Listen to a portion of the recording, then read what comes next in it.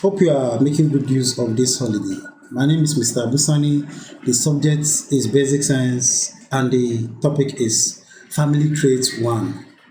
So before I start talking to us about or telling us what family traits are, I want you to know the objectives of this lesson.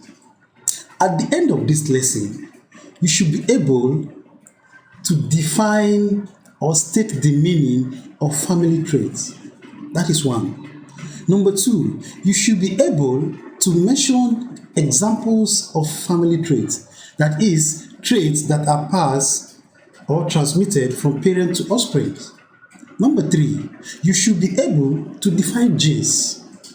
And number four, you should be able to identify dominant and recessive traits.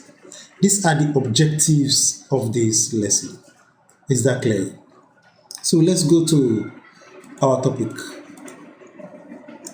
What is family traits?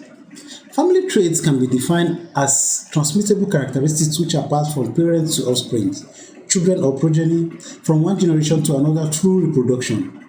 In other words, this is what makes children to resemble their parents or grandparents. So let's look at the examples of family traits. Traits that are passed from parent to offspring. Now, the first example we have here is shape of the face, forehead, eyes, mouth, nose. Number two, color of the skin, hair, and eyes. Number three, size of mouth, head, eyes, and nose. Number four, height of the body. Number five, blood group. Number six, albinism, sickle cell anemia, color blindness, etc. Taking a good look at these pictures, you will observe that the children and their parents have a lot in common. That is to let you know that characters or traits are passed from parents to offspring. So talking about these characters that are passed from parent to offspring. These characters that are passed from parent to offspring are controlled by what are known as genes. Genes are what makes you look like your mom or your dad. We have thousands of them in our body, each coding for a particular trait. These genes are normally found on chromosomes. In other words, chromosomes are the carriers of genes. Look at this picture here now. This is a chromosome. Attached to this chromosome are genes, each coding for a particular trait. Look at the first gene now. The first gene is coding for eye color, hair color. Second gene, skin color, nose size, nose shape, eye shape, the hair texture, ear size, widow's peak, ear loops. So all these are genes. That is the effect of genes. Different genes coding for different characters or traits. Genes can be dominant or recessive. Genes can be dominant or recessive. What are dominant genes? Dominant genes or traits are traits that keeps appearing in each successive generation. And dominant genes are represented with uppercase letters, just like what you have here, AA, TT. Then what are recessive genes? Recessive genes or traits are traits present in a living thing which does not appear physically because of the dominant traits in the offspring, but may suddenly appear in successive generation. And recessive traits are represented with lowercase letters, just like what you have here, lowercase AA and TT.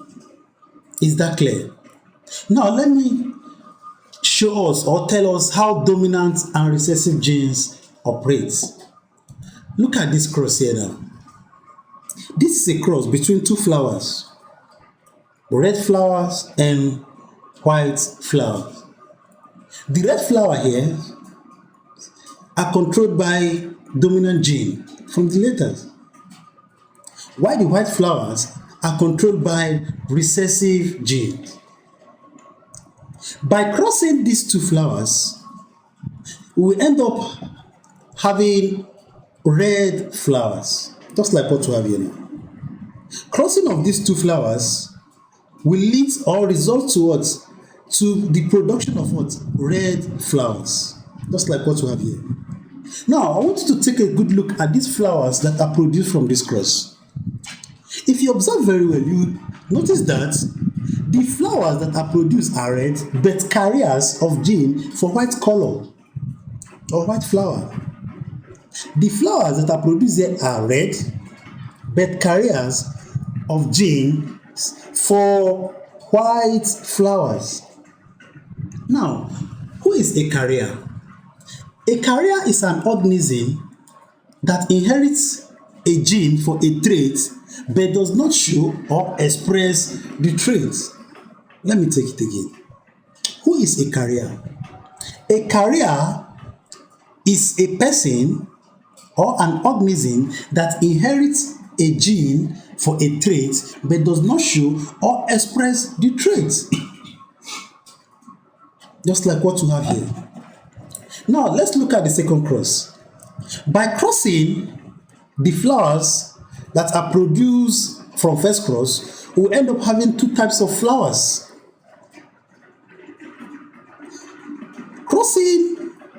By crossing the flowers that were produced from first cross, we end up having two types of flowers.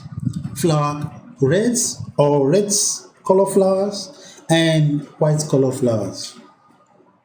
But I want you to take a good look at these flowers that are produced in the second cross.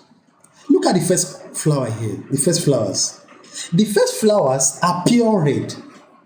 They are pure red because they are controlled by dominant genes. Look at the second and third flowers. The second and third flowers are red flowers but carriers of white flower genes. Then look at the fourth flowers that were produced. The fourth flowers are white flowers. They are white flowers because they are controlled by recessive genes. Look at it here.